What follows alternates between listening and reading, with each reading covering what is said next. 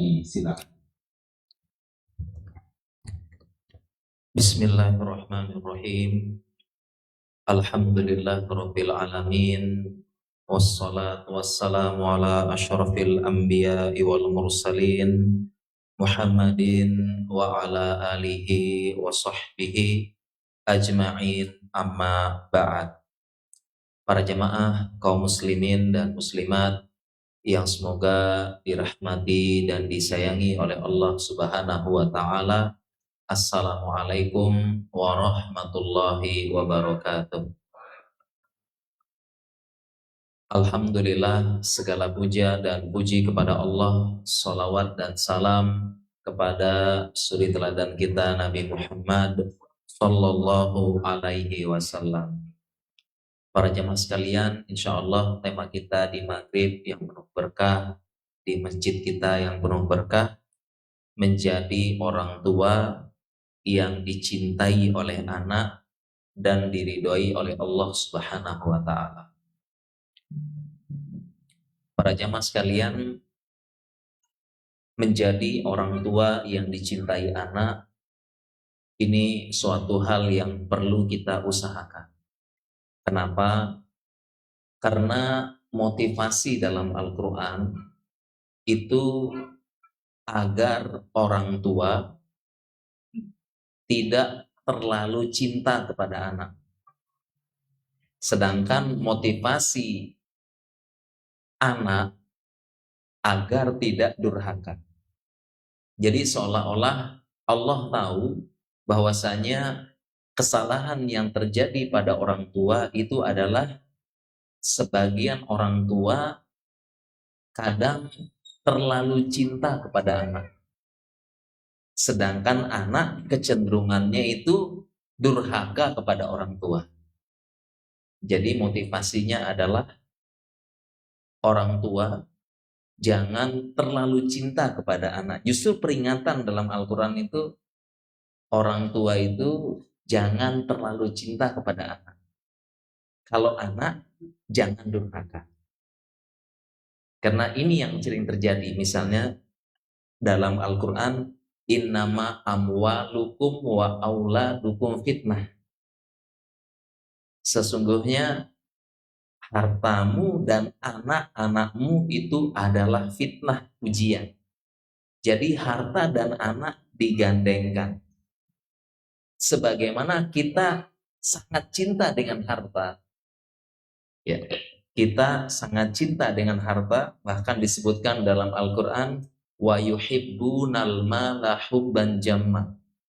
Manusia itu benar-benar cinta sama harta, ya. Siapa yang gak suka uang, Pak, ya? Siapa yang gak suka duit, ya, semua mau. Nah, dalam Al-Quran itu digandengkan, innama amwalukum wa auladukum fitnah. Harta, anak fitnah. Jadi seolah-olah penyakitnya orang tua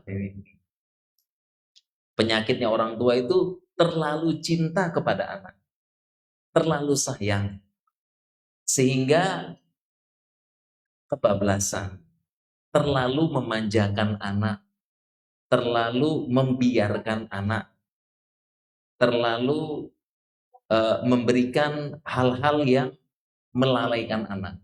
Ini secara umum penyakit orang tua, walaupun juga memang ada orang tua yang keras, orang tua yang terlalu membatasi, tapi secara umum demikian.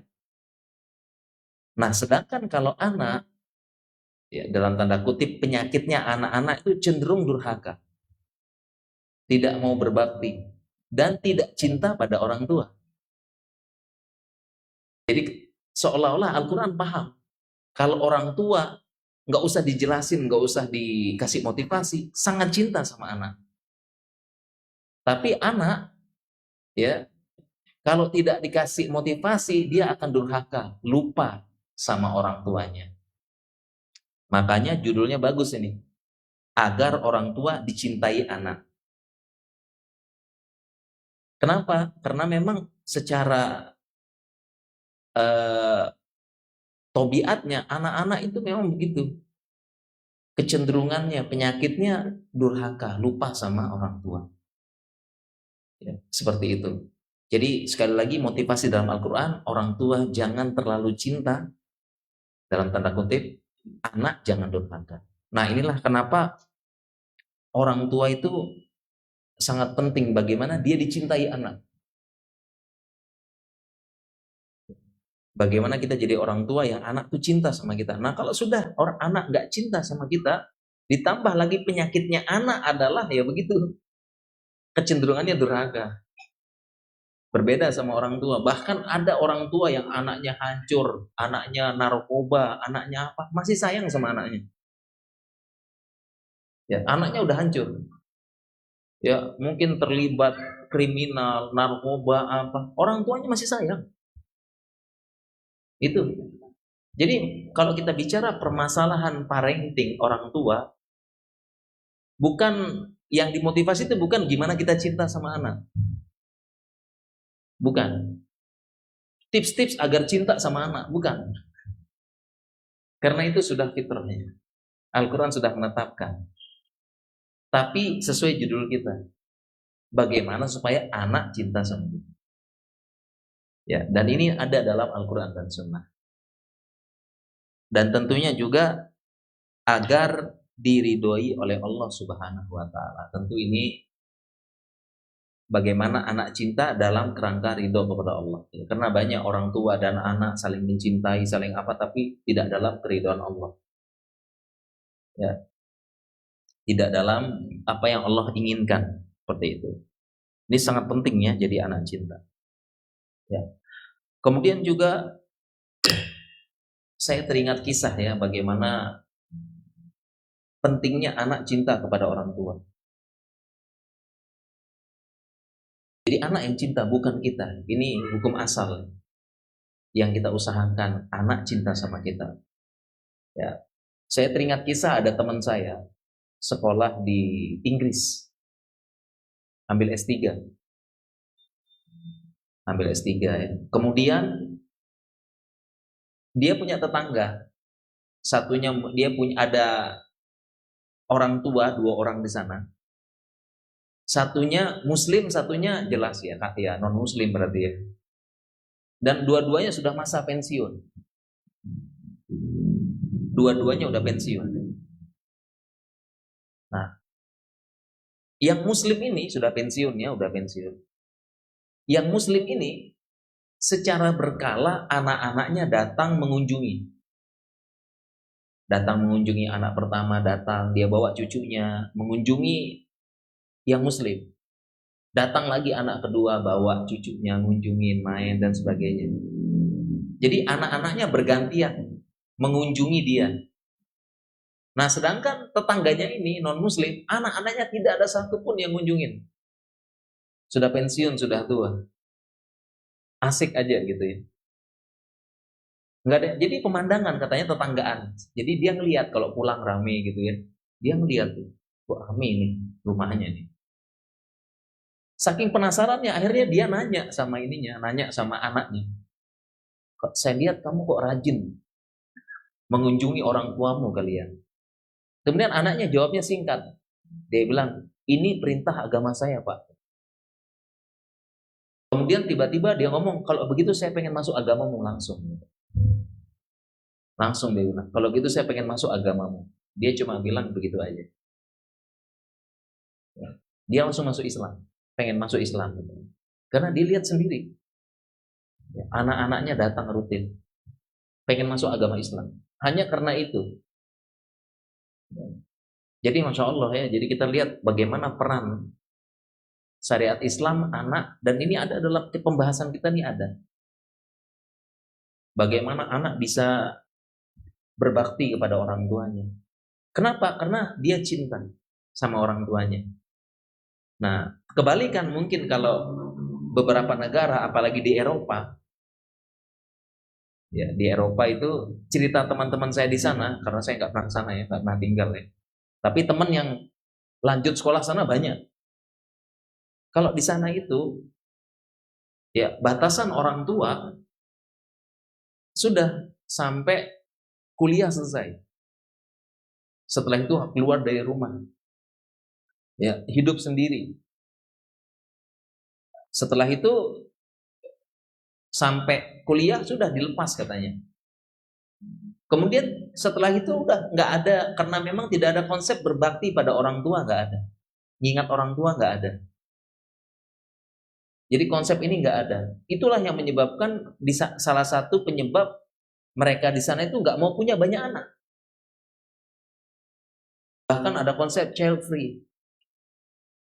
Lebih baik nggak punya anak. Kenapa? Karena ya begitu, di sana tidak ada konsep birrul walidain. Tidak ada konsep bagaimana membina hubungan dengan anak. Nggak ada. Jadi mereka langsung seperti itu. Ya. Tidak ada hubungan setelahnya. Ya. Bahkan setelah itu setelah terpisah cenderung nafsi-nafsi katanya. Ya. Tidak ada hubungan ayah yang dengan anak berbakti, ajaran berbakti tidak ada. Ya. Makanya dulu masih ingat dulu waktu Piala Dunia di Qatar ya, mungkin ada yang ikutin berita Piala Dunia di Qatar ya. Jadi kalau pemain Maroko itu nyetak gol, dia larinya ke ibunya. Ya, nyetak gol dia larinya ke ibunya, ke bapaknya gitu. Nah, sedangkan kalau pemain luar negeri nyetak gol larinya ke pacarnya, pasangannya gitu. Kenapa? Karena sudah seperti itu. Tidak ada konsep. Ya, dan ini menunjukkan pentingnya dekat dengan anak seperti itu. Dan penting supaya bagaimana anak cinta. Sekali lagi dalam Islam itu yang lebih ditekankan, walaupun memang harus saling mencintai, tapi dalam Islam itu bagaimana bukan kita cinta sama anak, yang lebih ditekankan bagaimana anak tersebut cinta sama kita. Karena orang tua pasti cinta sama anaknya, tadi disebutkan dalil-dalilnya. Ya.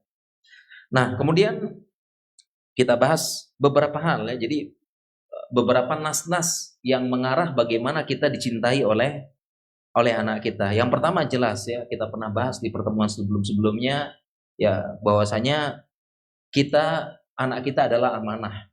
Kita pemimpin dan akan dimintai pertanggungjawaban. Kemudian yang kedua, mendidik dengan anak dasarnya adalah kasih sayang. Hukum asal dengan anak semuanya serba kelembutan. Ini hukum asalnya. Nabi SAW mencium Hasan bin Ali. Ya, kemudian Nabi SAW juga pernah menegur orang Yahudi. Jadi ada orang Badui. Dia bilang, saya punya 10 anak. Seumur hidup saya nggak pernah cium katanya. Jadi ada ini. Saya juga heran baca hadis ini ya. Tapi ini hadis. Riwayat Bukhari Muslim. Ya, begitulah yang namanya peradaban tanpa agama. Peradaban tanpa agama keluar dari fitrah ya. Ya, seperti di Eropa hubungan anak sama orang tua sudah. Pokoknya kalau sudah keluar rumah, kuliah selesai katanya. Sudah tidak ada lagi, dilepas. Seperti itu. Ya, dalam hadis riwayat Bukhari dan Muslim, Nabi ada Arab Badui, ini Arab Badui. Ya. Yang sudah jauh ya, Arab Badui itu Arab pelosok ya. Dia bilang ketika Nabi berjumpa, Nabi angkat anak tersebut dicium. Kaget orang Badui ini. Saya punya 10 anak, nggak pernah saya cium selama ini. Ini kira-kira sudah jauh dari fitrah kayaknya ya. Saya punya 10 anak, nggak pernah saya cium satu pun. Kok bisa gitu ya? Kita fitrah aja, satu aja dicium-cium. 10 nggak pernah dicium. Kayak gitu. Maka Nabi SAW pun bersabda, ma la yarham la yurham. Barang siapa yang tidak menyayangi, dia tidak akan disayangi. Seperti itu. Ya. Jadi yang pertama tadi tanggung jawab. Poin yang kedua adalah mendidik anak hukum asalnya dengan lemah lembut dan kasih sayang. Seperti itu. Ya. Kemudian selanjutnya juga, poin selanjutnya adalah orang tua harus adil agar dicintai oleh anaknya. Poin yang ketiga, orang tua harus adil. Ya, harus adil. Kenapa demikian? Karena kekecewaan anak yang paling mendalam dan yang sulit dilupakan, paling sulit dilupakan kalau diperlakukan tidak adil. Jadi ibaratnya kalau bahasa sekarang itu trauma luka batin ya. Dan istilahnya sekarang ada trauma luka batin atau inner child. Nah, salah satu yang paling sulit dilupakan ketika anak diperlakukan tidak adil. Itu sampai besar, sampai jadi tua diingat. Ketika dia diperlakukan tidak adil oleh orang tuanya. Satu dikasih, yang lain nggak dikasih. Itu sampai dewasa teringat. Teringat. Ya. Bahkan yang sudah 50, 60 ingat mungkin dulu pernah nggak adil orang tuanya. Itu ingat. Jadi luka yang paling besar atau inner child untuk anak-anak ketika tidak diperlakukan adil. Dan ini juga ada hadisnya, saya ringkas ya, karena waktu kita nggak cukup, atau bisa baca di makalah. Alhamdulillah ada makalah, nanti baca hadisnya lengkap di situ. Ini saya ringkas. Ya, jadi ada sahabat intinya, ya dia itu memberikan hadiah kepada anaknya tapi tidak dikasih yang lain. Nabi pun jawab, ya, akulla waladika nahalta mislahu, apakah semua anak kamu kasih? Katanya enggak, katanya. Ya, makanya Nabi SAW bersabda, fattaqullaha wa'dilu baina auladikum, bertakwalah kepada Allah, ya, dan berbuat adil kepada anak-anakmu. Ya, dan tentunya di sini adil maksudnya sesuai dengan hikmah. Adil, ya. Tentu beda uang yang kita kasih kepada anak SMA, SMP, SD sama TK, tentu beda, bukan sama, tapi sesuai dengan proporsinya. Maksudnya kalau kita kasih hadiah, semua dapat hadiah walaupun nilai hadiahnya berbeda-beda. Ya, ini maksudnya seperti itu. Ya. Jadi yang namanya luka ketidakadilan ini benar-benar teringat. Saya pun ingat gitu. Ya. Namanya orang tua kita pasti ada salah, ingat, tapi semuanya udah dimaafkan. Ini jadi jangan sampai hati-hati, jangan sampai terjadi kita tidak adil. Ini menyebabkan anak tidak cinta kepada kita, seperti itu. Ya. Kemudian selanjutnya, bagaimana supaya anak cinta kepada kita? Ya, kita hadir secara jiwa, bukan hanya badan saja. Jadi yang paling banyak, ya, yang terjadi pada kita ini cuma hadir badan tapi jiwa nggak hadir. Apalagi dengan adanya sosial media, HP, raga kita di rumah, tapi pikiran kita kemana-mana. Ya, kita memang sih family time, ya, family time, tapi family time-nya tidak berkualitas. Ya, karena pikiran kemana-mana, pikir kerjaan, ya, pegang HP dan sebagainya, seperti itu. Ya, jadi ini salah satu tips agar anak cinta sama kita. Ingat ya, bagaimana kita usahain anak cinta sama kita. Ya.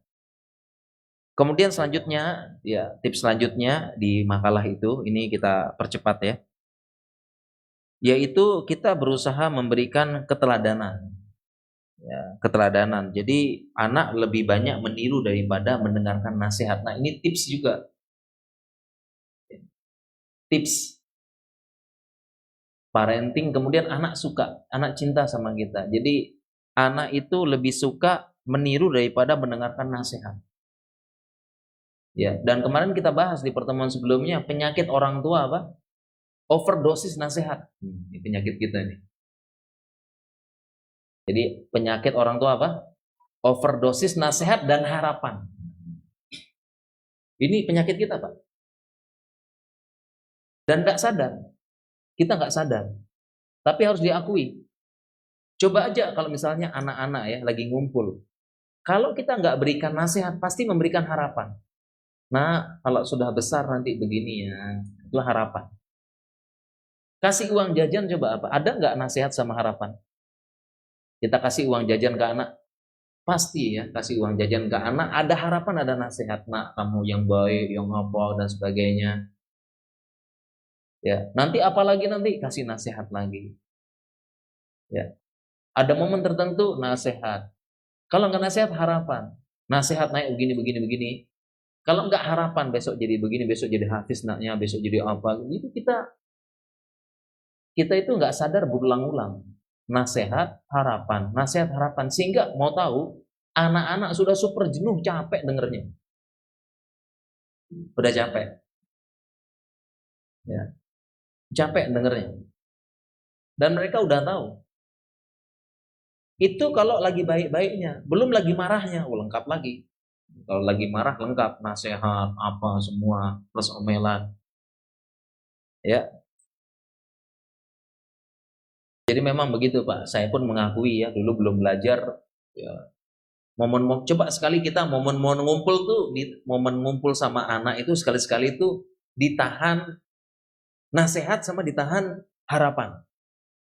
Ya, besok kamu jadi gini, ngobrol mubah ya, ngobrol macam-macam, ngobrol apa, ngobrol ini, ngobrol macam, ngobrol yang mubah, ya main-main atau apa, sekali-kali ngumpul itu jangan ada apa, jangan ada nasihat sama harapan, karena itu penyakit kita, penyakitnya orang tua. Dan anak sudah super jenuh dengar nasihat kita, dengar harapan, sudah super jenuh, ya ngasih apa harapan nasihat, ngasih ini harapan nasihat, peluk dikit harapan nasihat. Bisa nggak kita peluk anak ngomongnya apa gitu ya, ngomongnya apa kayak nah apa hobinya dia, ininya dia, ngomongin apa yang dia mau, ngomongin apa gitu ya, pasti ada harapan sama nasihat. Nah oleh karena itu disebutkan bahwasanya anak itu lebih suka meniru daripada mendengar nasihat, anak-anak enggak. Ya, maka disinilah prinsip utamanya adalah keteladanan. Ya, keteladanan. Prinsip pendidik anak keteladanan ini yang utama. Ya, baik dari pendidikan para nabi dan sebagainya. Bahkan dalam syariat, sampai dalam syariat ya, dalam syariat itu kan perintah terbesar kepada anak apa coba? Perintah terbesar kepada anak sholat. Ya, dalil-dalil menyebutkan perintah terbesar banyak kepada anak apa? Sholat. Ini perintah paling besar kita untuk anak. Sholat dengan banyak dalil. Wa'muru ahlaka bis-sholati wastabir 'alaiha. Perintahkanlah keluargamu sholat dan bersabarlah. Nah, di situ disebutkan wastabir bukan wasbir. Nah, kalau kita belajar bahasa Arab, wasbir itu sabar. Tapi kalau wazannya pakai ifta'ala, ya, wastabir artinya benar-benar sabar. Karena perintahkan anak sholat itu memang perlu sabar ya. Sholat diperintahkan lagi, telat waktu diperintahkan lagi dan sebagainya. Bahkan sampai-sampai cuma perintah sholat yang kalau mereka nggak sholat, kalau mereka nggak mau sholat di usia 10 tahun dipukul. Cuma perintah sholat, di bawahnya enggak dipertimbangkan. Karena para ulama menjelaskan ayu a'zamu amrin minas sholat. Perkara apa yang lebih agung daripada sholat. Jadi sampai-sampai 10 tahun nggak sholat dipukul. Nah, karena ingat ya, perintah terbesar dalam Al-Quran kepada anak adalah sholat. Nah, tetapi Islam juga menyebutkan bahwasanya kita harus menjadi teladan dalam sholat. Jadi teladan dalam sholat. Oleh karena itu, ya idealnya bagi orang tua lebih banyak sholat di rumah daripada di masjid.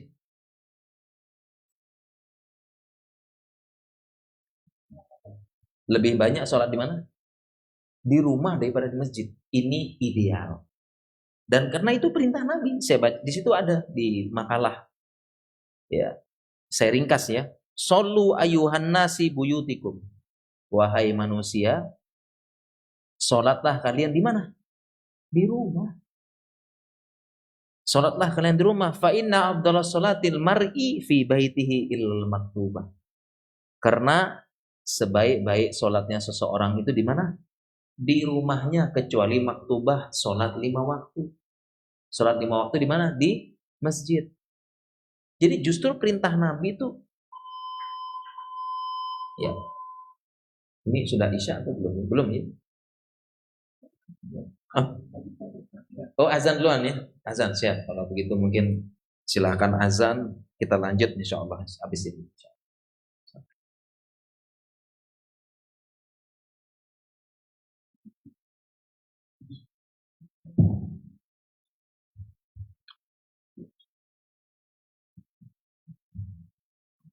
Allahu Akbar, Allahu Akbar, Allahu Akbar,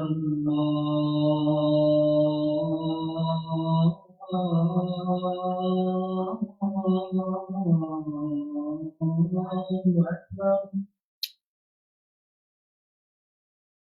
أشهد أن لا إله إلا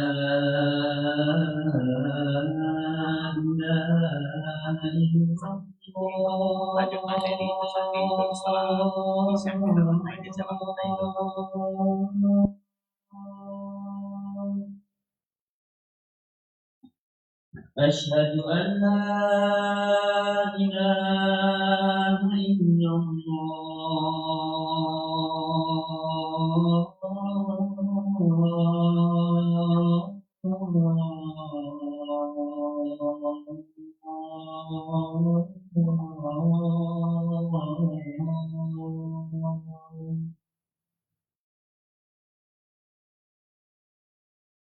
أشهد أن محمدا رسول الله.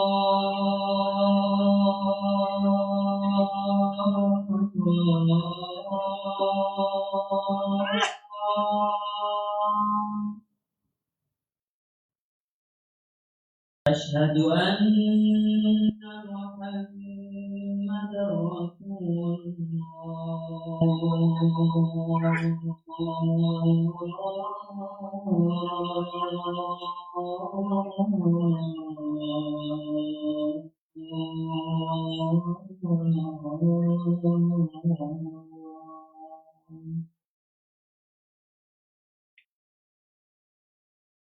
حي على الصلاة.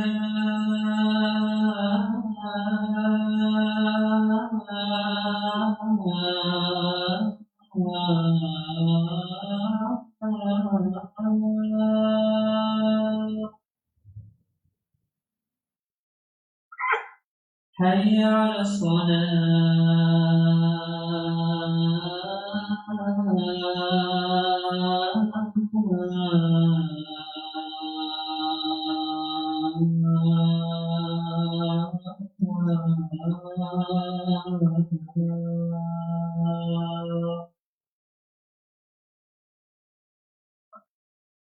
حي على الفلاح.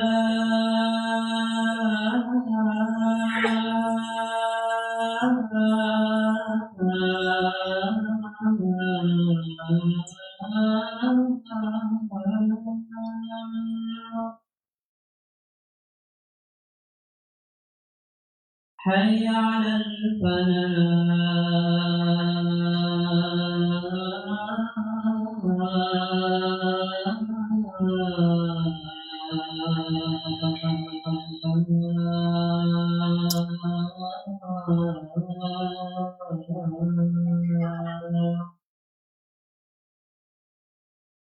الله أكبر،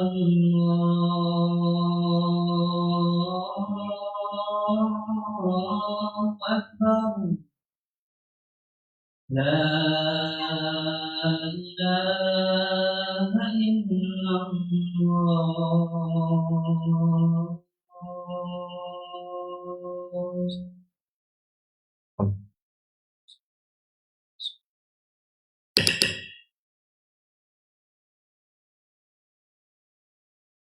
Ya, baik, kita lanjutkan para jamaah. Insya Allah nanti sampai iqomah ya. Insya Allah. Nanti saya tolong diingatkan. Kita lanjutkan ya. Tadi perintah terbesar kepada anak sholat. Nah, ternyata bukan bahkan sampai dipukulin. Tapi ternyata bukan hanya perintah saja. Justru kita harus menjadi teladan. Tadi Nabi SAW bersabda, "Shollu ayyuhan nasi fi buyutikum." Wahai manusia, sholatlah di rumah kalian. Ya, sehingga kalau bila mau ideal, bicara ideal, sholat di rumah lebih banyak daripada sholat di masjid. Karena Nabi SAW bersabda, illal maktubah, kecuali sholat wajib.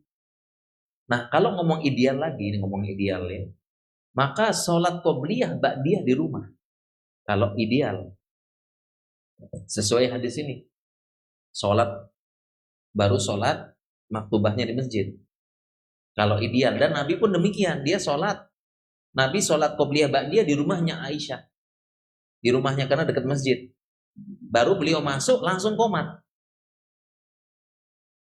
Nabi mencontohkan demikian, langsung qomat. Jadi beliau nggak sholat ini lagi, nggak sholat nggak sholat qobliyah ba'diyahnya di rumahnya, di rumah. Ya. Bahkan sampai motivasinya sholat di rumah yang tidak dilihat oleh banyak orang itu 25 kali lebih tinggi derajatnya daripada sholat yang dilihat oleh orang. Saya bacakan hadisnya, di situ ada ya, di makalah sholatur rajuli tatawu'an, sholatnya seseorang yang sunnah tatawu. Ya, kalau maktubah di masjid ya. Tatawu'an haitsu la yarahun nas ta'dilu sholatahu ala ayunin nas khamsan wa ishrina darajah. Sholatnya seseorang yang sunnah tatawu, yang dimana manusia nggak lihat, cuma nggak dilihat manusia, berarti di rumah itu lebih tinggi berapa? 25 derajat. Jadi 25 derajat lebih tinggi.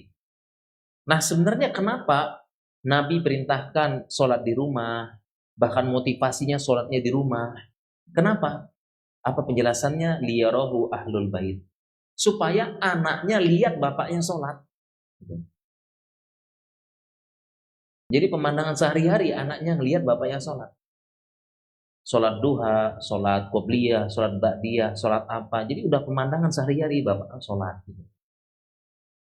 Ya, udah sehari-hari. Apalagi sholat duha, sudah sehari-hari anaknya ngelihat. Nah, jadi kan ini sebelum ada konsep pendidikan yang dicetuskan orang tua memberi contoh, Islam sudah. Konsepnya Islam tuh pendidikan anak adalah teladan dulu, baru bicara. Ini salah satunya seperti itu. Ya, baik kita percepat ya. Kemudian selebihnya nanti baca di makalah ya.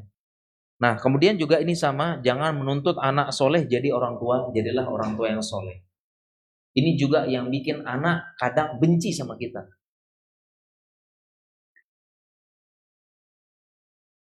Jadi kita kan pengen anak cinta ya. Tapi bukannya cinta, anak bisa benci sama orang tua. Kenapa? Karena orang tuanya omdo, ngomong doang. Ya. Orang tuanya nyuruh-nyuruh tapi dia tidak melakukan. Tidak memberikan contoh. Anak malah benci nanti. Ya. Kalau anak benci mungkin bukan sekarang efeknya, tapi nanti mohon maaf kalau kita sudah tua. Sudah tua itu baru kerasa. Baru nanti muncul pertanyaan, sudah tua, sudah sakit-sakitan, sudah sepuh, mohon maaf ya. Baru nanti muncul pertanyaan, mana anak-anak saya kok nggak pernah nelfon, nggak pernah jenguk, nggak pernah apa.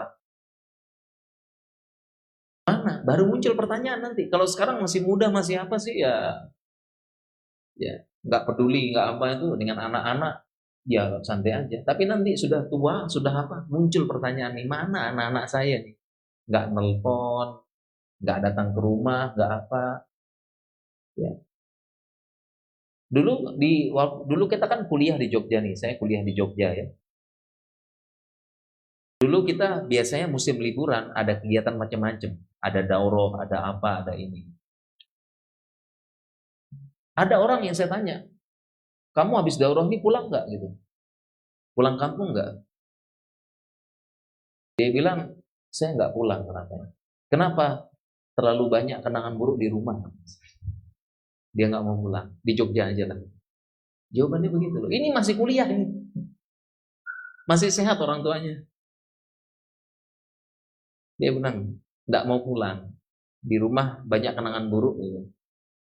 Di Jogja aja bebas apa terserah, di rumah nanti ya nggak mau. Baru orang tua masih sehat, nggak tahu nanti orang tua sakit atau apa gimana itu ya. Jadi memang kalau kita salah satu yang memotivasi kita ya, kita dekat dengan anak agar dicintai anak. Memang salah satu caranya memang kita lihat ya orang-orang sepuh kita itu. Orang-orang sepuh kita tuh kebahagiaan mereka cuma satu. Orang-orang sepuh kita. Kebahagiaan mereka cuma satu. Ketika anaknya datang ke rumahnya bawa cucu-cucunya, itu paling bahagia dalam hidupnya. Coba tanya deh. Bisa tanya ke mereka.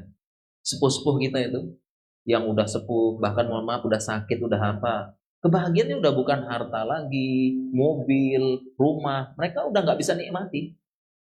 Karena sunatullahnya sudah mata udah rabun, lidah sudah apa namanya? Bahasa kedokteran ini atrofi ya. Udah nggak bisa ngecap macam-macam. Ngecap ini rasanya sama semua gitu ya. Lidah gitu ya.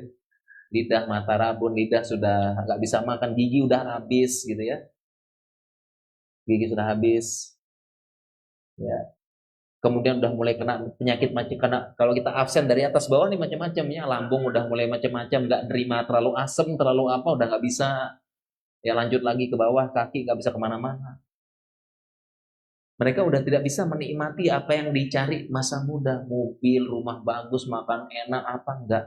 Nah, kebahagiaan mereka ya cuma satu. Ketika anak-anaknya datang ke rumah bawa cucu-cucunya, udah itu bahagia. Itu kebahagiaan. Coba aja tanya, makanya itu kadang-kadang kita perlu nanya, biar jadi motivasi bagi kita. Nih kalau kita udah tua nanti, dan itu sunatullah kita tua. Sunatullah. Pasti ada zamannya kita tua, sakit, sudah nggak bisa bergerak. Jadi motivasi kita, kira-kira kalau kita begitu, anak-anak kita mau nggak gitu ya? Menyempatkan waktu di tengah kesibukan mereka untuk datang mengunjungi kita, bawa cucu-cucu dan sebagainya. Itu mau nggak kira-kira gitu? Ya. Itu jadi motivasi. Nah makanya di sini di poin selanjutnya ya kita itu anak, orang tua jangan menuntut anak saja, kita jadi contoh dulu. Karena anak nanti bisa benci dia kalau dia orang tuanya nyuruh-nyuruh tapi dia melanggar juga. Benci, anak bisa benci, nggak suka sama orang tua. Bahkan tadi penyakitnya tadi ya. Jadi ini dalam Al-Quran, penyakit orang tua apa? Terlalu cinta anak. Penyakit anak durhaka. Makanya motivasinya kebalikan. Ya, motivasinya anak dalam Al-Quran supaya jangan durhaka pada orang tua. Motivasinya orang tua apa? Jangan terlalu cinta anak. Fitnah anak itu. Gitu. Ya. Jadi jangan sampai benci kayak gitu ya. Kemudian juga tidak, nah poin selanjutnya juga yang kita tidak boleh meremehkan. Dan di sini ada dalilnya ya. Dalilnya tuh sebenarnya pengen bacain, pengen jelasin nih, waktunya nggak cukup ya. Di makalah sudah ada ya itu ya. Dalilnya nggak apa-apa kita bahas sedikit. Ya, ini disebutkan dalam surat Al-Kahfi ya. Di surat Al-Kahfi itu bahwasanya ada karena orang tuanya soleh, maka Allah menjaga anak-anaknya.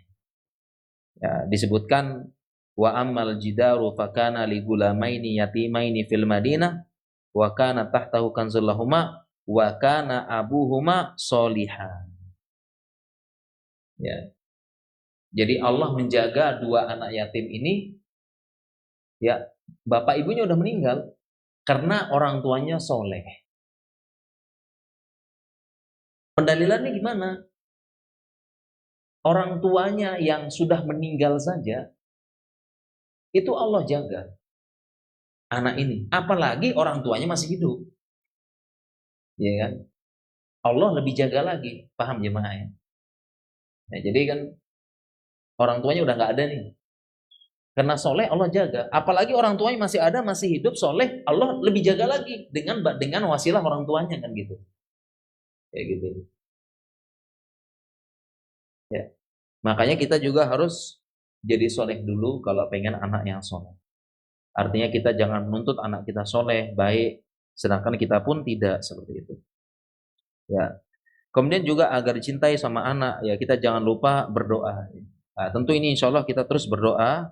Nah, cuma satu lagi yang bikin yang bikin jangan sampai ya mendoakan buruk sama anak.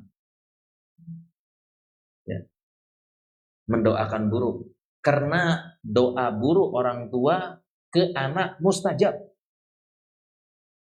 Doa buruk orang tua ke anak mustajab. Dalam hadis disebutkan dakwatu walidaini ala waladihima. Hadis Nabi SAW. Salah satu doa yang mustajab, doa buruk kedua orang tua kepada anaknya. Nah ini kita hati-hati ya. Kadang-kadang kita itu nggak sadar. Mustajab katanya nih. Hadis Nabi SAW. Kadang-kadang kita nggak sadar. Ya dasar anak bandel, ya dasar anak begini, ya itu mustajab loh itu. Ya. Nabi SAW sebutkan hadis tadi. Doa buruk orang tua mustajab. Bisa jadi dikabulkan kalau tidak ada penghalang doa. Makanya kan doa mendidik anak kan Allahu yahdik ya, gitu ya. Yang biasa dipakai di pondok di mana gitu. Kalau anaknya berbuat salah, Allahu yahdik, semoga Allah memberikan hidayah. Ya Allah yahdik, ya gitu. Ya, dan ada kisah yang terkenal kan, kisahnya Syekh Sudais itu pas kecil agak apa ya, orangnya aktif ya. Jadi orang tuanya itu kalau marah dia malah doain ini ya, saya doain kamu jadi imam Masjidil Haram. Saya doain kamu minum. Jadi alhamdulillah dan terkabulkan Syekh Sudais menjadi imam Masjidil Haram. Karena orang tuanya kalau marah itu dia doainnya begitu. Tak doain kamu jadi Masjidil Haram nanti ya dia kayak gitu, dan ternyata terkabulkan. Seperti itu. Jadi marah itu pakai doanya yang baik. Karena mustajab gitu kan. Mustajab gitu ya. Ini juga perlu kita sampaikan seperti itu. Kemudian poin selanjutnya di situ ya, kita hindari sikap yang membuat anak menjauh. Ya. Jadi membuat anak kehilangan kedekatan, terlalu sering membentak, mempermalukan anak di depan orang yang lain. Orang tua tidak mau minta maaf kepada anaknya, gengsi, sibuk dengan gadgetnya, menuntut anak sempurna, jarang memuji anak, tidak pernah memeluk, dan sebagainya. Seperti itu. Ya, jadi ini juga yang perlu kita perhatikan agar anak-anak cinta kepada kita, seperti itu. Kemudian ini yang terakhir mungkin ya, Paman, bagaimana supaya diridhoi oleh Allah, seperti itu. Ya, kita diridhoi Allah. Ya, jadi intinya agar kita diridhoi Allah, maka kita ikuti ilmu mendidik anak se-Islam. Sesuai dengan, dan itu ada, kita aja yang kurang belajar jemaah. Saya juga begitu, saya termasuk yang terlambat belajar tarbiyatul abna, mendidik anak, padahal ada itu. Makanya tadi kan dalil-dalil ada, apanya ada, itu semuanya ada. Kita aja yang kurang belajar. Ya. Jadi kita belajar bagaimana mendidik anak itu sesuai dengan Al-Qur'an dan Sunnah. Itu ada ilmunya. Ternyata buku-buku lama tebel-tebel kita belum belajar. Ada semuanya itu. Dan itulah cara yang diridhoi. Karena apa? Karena sekarang sudah mulai muncul ilmu-ilmu parenting yang bertentangan dengan ajaran Islam. Kita harus hati-hati. Ya. Mulai muncul ilmu parenting bertentangan dengan agama Islam, jangan. Ya, ada ilmu parenting tentang tentang bagaimana bisa memberikan energi positif, ada aura, ada bagaimana, ini jangan. Dan yang lain-lain ya. Makanya kita perlu saring-saring. Ya. Jadi karena kadang-kadang hubungan antar manusia, teman dengan teman, anak dengan orang tua, suami istri, bisa jadi dua-duanya saling ridho. Dua-duanya saling ridho, senang, tapi tidak di atas keridhaan Allah. Bisa jadi. Hubungan antar manusia dua-duanya saling ridho. Teman dekat, teman karib, suami istri kompak, bahagia, anak sama orang tua bahagia, kompak semuanya. Tapi mereka dua-duanya bahagia. Tapi tidak Allah ridhoi, karena hubungannya tidak dalam ajaran Islam. Makanya disebutkan dalam Al-Quran, al-akhillau yawma idzin ba'duhum li ba'din aduwwun ilal muttaqin. Orang-orang yang saling mencintai, al-akhilla, khalil. Orang-orang yang saling mencintai, anak, orang tua, ibu, anak, bapak, anak, suami, istri, teman karib. Al-akhilla yawma idzin ba'duhum li ba'din aduwwun, di akhirat nanti jadi musuh. Jadi musuh. Ilal muttaqin. Kecuali orang yang bertakwa. Kenapa jadi musuh? Karena tidak disandari dengan ajaran agama Islam. Seperti itu. Mungkin demikian insya Allah ya. Sudah pas banget waktunya. Dan insya Allah kita akan sholat, silakan.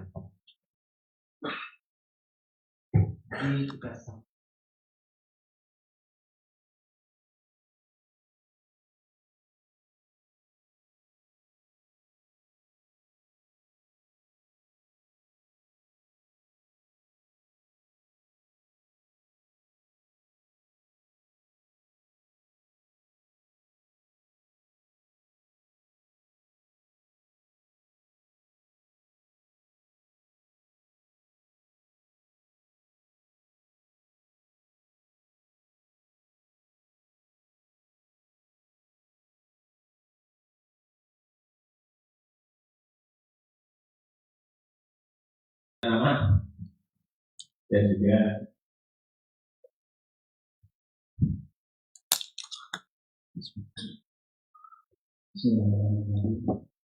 Assalamualaikum warahmatullahi wabarakatuh. Waalaikumsalam warahmatullahi wabarakatuh. Terima kasih. Satunya mungkin saya bertanya. Ini banyak pertanyaan Ustaz. Tapi jadi tidak di waktu jadi menjawab. Yang pertama, apakah boleh beberapa orang itu kita memuji anak, Memuji. karena anak itu ketika dipuji itu menjadi bisa apakah bukan jadi dia semakin bangga atau dia semakin merasa aku sudah bisa kok, ngapain harus berusaha lagi. Apa yang kita puji itu akhirnya atau prosesnya memang berbeda, karena supaya kita bisa cepat dan cepat secara nanti lebih merasa terpacu untuk mendapatkan hal yang baik. Yang kedua, bagaimana mendidik anak? Kebetulan saya punya anak yang satu bagus ya. Kalau di sekolah rajin sholatnya, sekolah kita kalau di rumah itu sakit drama kalau terutama sholat subuh. Kalau lainnya tidak, tapi subuh terutama itu pasti sakit drama. Memang saya bagaimana ya, anak terutama mengenal subuh supaya ketika bawah tidak pakai drama atau sebagainya. Iya, baik ya. Bagaimana dengan memuji anak? Kita memang anak perlu dipuji ya, dapat apresiasi itu perlu. Nah, hanya saja kalau bisa kita memuji anak itu perbuatannya bukan orangnya. Jadi itu yang membuat dia lebih dihargai. Ya, misalnya bapak senang ya, Abi senang kamu ini bersihin rumah. Ya. Jadi kita puji perbuatannya anak tersebut, bukan memuji orangnya. Jadi kita kurangi kata-kata, kamu hebat nak, kamu hebat, kamu pinter, gitu ya. Kita kurangi puji seperti itu, walaupun boleh juga ya. Tapi biasakan, apalagi kalau anak sudah makin besar, makin gede itu, apalagi SMP SMA kita cuma bilang kamu hebat nak, kamu pinter, wah dia nggak mau dia. Ya, jadi kita biasakan memuji perbuatannya. Dia habis ngapain, Bapak Bang Abi bangga, Abi seneng kamu tadi bantu orang lain, kamu ngerjain PR, kamu apa. Jadi kita puji perbuatannya. Nah, kalau orang dipuji perbuatannya, insya Allah itu tidak sampai menyebabkan dia terlalu tinggi gitu ya, lupa daratan gitu dan sebagainya gitu ya. Mungkin itu insya Allah ya.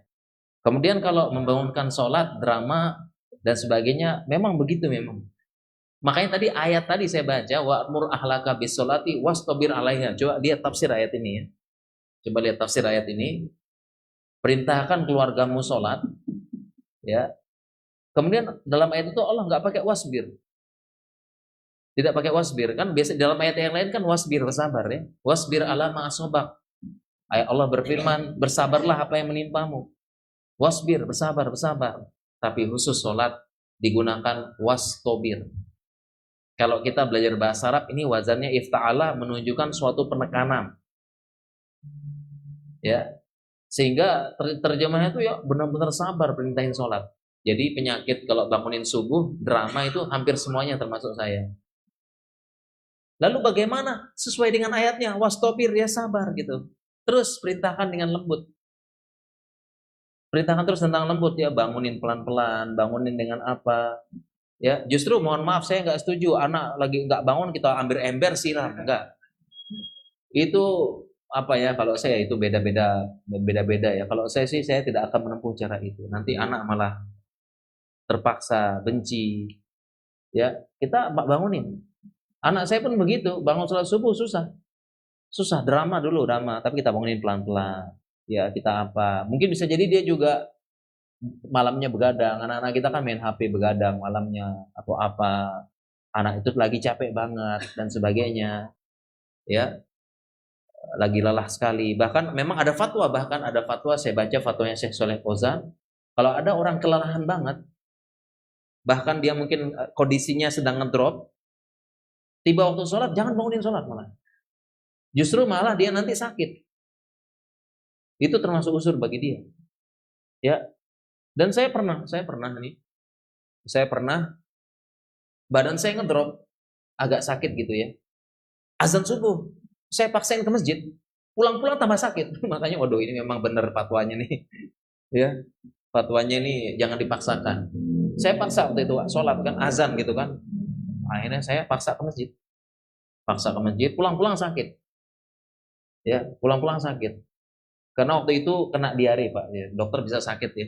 Diarenya karena qadarullah saya safar sama jamaah. Ya, kita mampir ke suatu tempat sama jamaah rame-rame kan. Kita makan ternyata satu jamaah semuanya sakit perut. Diare kayaknya makanannya ada sesuatu gitu. Semuanya sakit perut semuanya. Bukan saya aja sampai rumah gitu. Jadi kemudian saya sering bangun tengah malam. Buang air bangun tengah malam bangun anak. Subuh bangun. Malam kurang tidur ya. Subuhnya saya bangun ke masjid. Ya. Pas di masjid pun nahan-nahan itu aduh sakit. Sampai ini ngedrop langsung waduh memang kayaknya jangan dipaksain kayaknya nih. Nah, anak-anak kita jangan-jangan begitu para jemaah. Anak-anak kita itu jam tidurnya lebih banyak, lebih apa, jadi bangun pelan-pelan. Kita bangunin pelan-pelan. Bisa jadi dia juga ya seperti itu. Bangunin pelan-pelan, sabar, ya, nggak usah dimarahin. Ya, nanti pas dia sudah sadar kita kasih tahu baik-baik. Memang begitu, pasti drama. Makanya ayat Allah sudah sangat tahu wastabir, dia bilang sabar, benar-benar bersabar. Jadi seperti itu ya, bangunin pelan-pelan, sabar, dan pastikan anak tidurnya cukup. Tidurnya cukup. Kadang-kadang anak-anak mungkin tidurnya nggak cukup ya. Ya memang susah dibangunin. Ya susah dibangunin kalau dia nggak ini. Tapi indikasi supaya kita nggak terlalu sedih ya. Supaya nggak terlalu sedih, indikasinya adalah anak itu dia sholat tanpa diperintah. Nah ini kita sudah bersyukur. Jadi mungkin kalau sholat subuh susah, tapi kalau sholat-sholat yang lain dia sholat tanpa diperintah tuh ini alhamdulillah ya. Ini sudah suatu kemajuan yang bagus. Mungkin begitu insya Allah. Oke, pertanyaan kedua, tapi ini biar kita tanya satu jamaah satu pertanyaan ya Pak ya. Jadi satu jamaah satu pertanyaan. Assalamualaikum warahmatullahi wabarakatuh. Pertanyaan saya cuma satu berkenaan dengan anak-anak si anak ini berpuasa. Bagaimana kita menegur apa yang di tempat itu supaya anak itu tidak tersinggung. Iya, jadi sama kayak tadi dengan memuji. Jadi kita itu mengkoreksi perbuatannya, ya supaya anak tidak salah. Ya, jadi kita mengoreksi perbuatannya. Yang kita dalam tanda kutip yang kita salah-salahkan perbuatannya. Misalnya kayak tadi, Abi nggak suka kamu kayak begitu. Nah, jadi Abi nggak suka kamu kok teriak-teriak. Kayak misalnya anak saya juga sama, namanya anak teriak-teriak ya. Jadi kita tegur perbuatannya. Jadi Abi nggak suka kalau kamu suka teriak-teriak. Abi nggak suka kalau kamu begini. Jadi kita tegur perbuatannya bukan orangnya. Ya apalagi sampai mengucapkan kata-kata yang menjudge orangnya jangan. Jadi insya Allah kalau ke arah perbuatannya anak tuh tidak akan merasa dihakimi. Ya karena perbuatan bisa diperbaiki gitu seperti itu. Ya kalau saya berusaha ya memang saya juga baru belajar Pak. Saya pun berusaha. Abi nggak suka kalau kamu begini. Abi nggak suka. Pokoknya kita kritik perbuatannya kayak gitu. Insya Allah anak nggak akan tersinggung ataupun apa ya. Ya ini demikian insya Allah. Tapi jangan pakai mukodimah ya. Mukodimah apa? Mukodimah apa? Nah kadang-kadang kita nggak sadarnya itu. Nggak sadarnya orang tua tuh mukodimah. Kamu nih apa gitu. Nah ini gitu ya. Ya Pak ya. Baik, satu lagi. Oke Bapak. Ini saya Pak ya. Minggu depan. Ayo. Insya Allah. Oke Pak, silakan. Assalamualaikum. Waalaikumsalam. Ditanyakan apakah ada kebaikan peran antara kita dan untuk dapat kebaikan Islam ketika banyak anak yang sebenarnya batasan solehah itu dapat bukan dari perspektif kita ya menurut kita tapi menurut si anak juga orang tua juga seperti bahwa didikannya itu jadi peran-peran itu seperti apa? Peran kita dengan istri dalam didik ada Pak insya Allah ya. Jadi jelas dalam Al-Quran jelas insya Allah. Ya sebagaimana di pertemuan paling pertama dulu ya. Jadi saya sini kayaknya tiap bulan kayaknya ya. Berarti 2 bulan yang lalu berarti ya. Tiap bulan jadi datang ke sini nih. Ya. 2 bulan yang lalu itu kita bahas itu ayah madrasah ibu kepala sekolah. mohon maaf, ayah kepala sekolah, ibu madrasah, ayahnya kepala sekolah. Jadi peran pendidikan memang begitu. Jadi ibu ibaratnya kalau sekolah, ibu itu guru kelasnya, bapaknya kepala sekolahnya gitu. Itu pembagian pendidikan. Jadi memang operasionalnya ibu didik apa, nah bapak sebagai kepala sekolahnya. Jadi ya pemantau. Jadi justru kalau dari sini tugas kepala sekolah itu lebih berat gitu. Dan dalam Al-Quran pun memang demikian. Ya perintah mendidik itu kepada bapak. Hitopnya kepada bapak. Peran kepala sekolah. Jadi kalau kepala sekolah, kalau guru kan memastikan pendidikan ke anak, tapi kepala sekolah tuh memastikan pendidikan murid plus memastikan pendidikan gurunya. Ya gurunya juga perlu diajarin micro teaching ya. Gurunya juga diajarin apa gitu biar dia ngajar. Jadi kepala sekolah gitu. Jadi itu perannya sudah ada dalam Islam, ya sudah ada. Peran ibu itu memberikan peringatan secara harian, peran bapak tuh yang tegas gitu. Ya, tegas ya. Jadi bapak tuh gimana sekali ngomong anak tuh langsung oh gitu ya. Seperti gitu. Dan banyak ya dalam Islam insya Allah ada peran-perannya, insya Allah ya di lain kesempatan kita bahas lebih rinci Pak ya. Peran-perannya. Dan kalau patokan soleh dan soleha itu adalah apakah dia melaksanakan Al-Quran dan Sunnah sesuai dengan tuntutan, sesuai dengan pemahaman para sahabat. Yaitu jawaban secara ringkas ya kalau dia soleh dan soleha gitu. Tapi kalau gambaran secara umum melaksanakan rukun Islam udah alhamdulillah. Ya dia sholat 5 waktu, kemudian dia puasa, kemudian dia menunaikan adab dan akhlak yang bagus, kemudian muamalah yang bagus, itu sudah dasar-dasar orang dibilang soleh. Mungkin demikian insyaallah. Baik, terima kasih jemaah yang bergerak besok yang belum dapat jatah pertanyaan besok dan lagi. Ya siap. Jatah kami share tadi juga. Mohon satu pertanyaan Bu dari jemaah Putri, kalau silakan. Tidak ada, mau kita hadir yang Putri. Oh tidak ada, oke. Siap. Baju buka, Bu.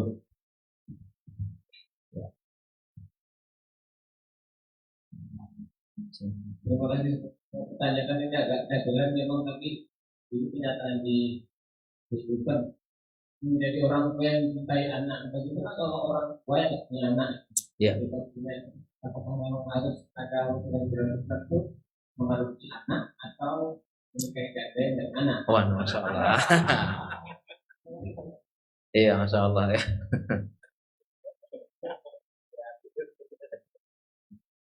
Iya, bagaimana kalau nggak punya anak? Memang disebutkan dalam Al-Quran, wa minhum may ja'alallahu aqima. Di antara kalian ada yang Allah takdirkan akim.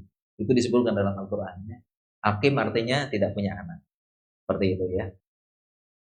Bagaimana kalau tidak punya anak? Ya, sebenarnya saya punya nulis buku ya, ada e-book gratis ya, mendapatkan buah hati syariat medis. Nah, jadi kalau masih bisa, kalau masih umur produktif masih bisa.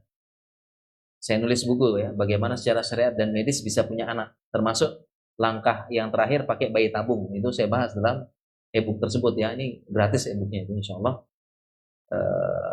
Bagaimana mendapatkannya? Jadi pertama usahakan dapat anak dulu. Insya Allah bisa ya. Bisa. Saya punya bibi kandung yang pertama 6 tahun nggak punya anak. Jadi saya punya adik kandung dibawa sama bibi saya.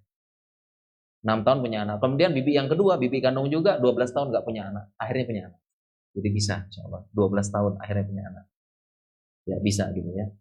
Nah, itu jadi pertama langkahnya diusahakan dulu ya. Bisa insya Allah. Dan bisa diobati. Dalam syariat, dalam medis ada caranya. Sampai-sampai bisa pakai bayi tabung. Dan itu saya bahas fatwanya ada boleh dengan syarat-syarat tertentu. Di buku itu saya bahas. Kemudian kalau memang nggak bisa sama sekali, ya masih banyak cara yang lain. Jadi yang pertama adalah kita mengajarkan ilmu. Karena guru itu pada murid bimanzilati al-walid. Jadi guru kepada muridnya itu seperti kedudukan orang tua. Ya makanya kalau kita lihat beberapa masyayikh kita ya, syekh-syekh kita itu dipanggilnya Syekh Al-Walid, syekh dan bapak kita. Nah, coba aja ya, dicari-cari, di searching. Kadang-kadang dipanggil itu Syekh Al-Walid, syekh bapak kita gitu. Walid dipanggil bapak.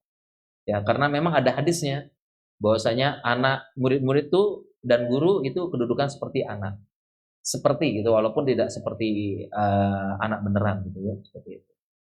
Kemudian juga selanjutnya bisa juga memang dengan mengadopsi. Nah, di buku itu saya bahas juga tentang adopsi. Kita bisa mengadopsi anak. Ya. kita sebut dengan anak angkat, tapi tidak boleh dinisbatkan nasab, nggak boleh. Ya, nggak boleh menjadi bin fulan dan sebagainya, karena udah dihapuskan dalam Islam. Ya, Zaid bin Muhammad dihapuskan jadi Zaid bin Harisah. Ud'uhum li abaihim huwa aqsatu indallah. Turun ayat ini, panggillah mereka dengan nama bapak-bapak mereka. Seperti itu. Nah, adopsi anak boleh, asalkan yang perlu diperhatikan adalah kemahroman. Ya, karena di Indonesia ini kadang-kadang adopsi anak tidak memperhatikan kemahroman, karena bagaimanapun juga dia bukan mahramnya. Ya, anak angkatnya perempuan sudah gede bukan mahram, tapi tetap aja memeluk, memegang, nggak boleh. Bahkan melihat aurat ya, rambutnya apa, nggak boleh, nggak bisa, nggak boleh ini. Ya, tapi kan sama-sama pura-pura nggak tahu gitu ya, kadang-kadang gitu ya. Padahal dia karena udah dirawat dari kecil, padahal secara Islam nggak, bukan. Ya, tetap aja aturan Islam dipakai, harus. Ya, dan ini dalam rangka untuk mencegah. Ya, untuk mencegah seperti itu. Ya, mencegah supaya tidak terjadi pelecehan dan sebagainya. Ya, beda kan kalau sama anak enggak, tapi kalau anak orang lain bisa jadi nih. Kan kayak gitu ya. Nah, sehingga kalau mau adopsi dalam Islam ada solusinya. Di buku itu saya jelaskan solusinya adalah kalau mengambil anak angkat, ambil dari keluarga. Kalau mengambil anak angkat laki-laki, ambil dari keluarga istri. Ya, sehingga dia masih menjadi mahram. Jadi kalau pengen anak laki-laki, ambil dari siapa? Keluarga istri, sehingga anak laki-laki itu yang kita angkat masih mahram sama istri. Ya. Yang kedua, kalau pengen perempuan, ambil dari keluarga suami, sehingga masih menjadi mahram sama suami. Seperti itu. Ya. Kemudian solusi ketiga, ada solusi lagi. Ya, kita ambil anak, kalau keluarga nggak punya, maka bisa kita ambil asalkan dari bayi. Kita ambil dari bayi, kemudian bayi tersebut kita minta saudaranya istri menyusukan. Jadilah saudara susu. Asalkan dari bayi. Dan kita rawat dari bayi. Ya, sehingga dia masih saudara susu, jadi dia tetap mahram. Ya, sebagaimana hadis ya rumu minar radha'ah ma yarumu minan nasab. Jadi kemahraman dengan nasab dengan persusuan sama. Ya, contoh misalnya gini ya, ada anak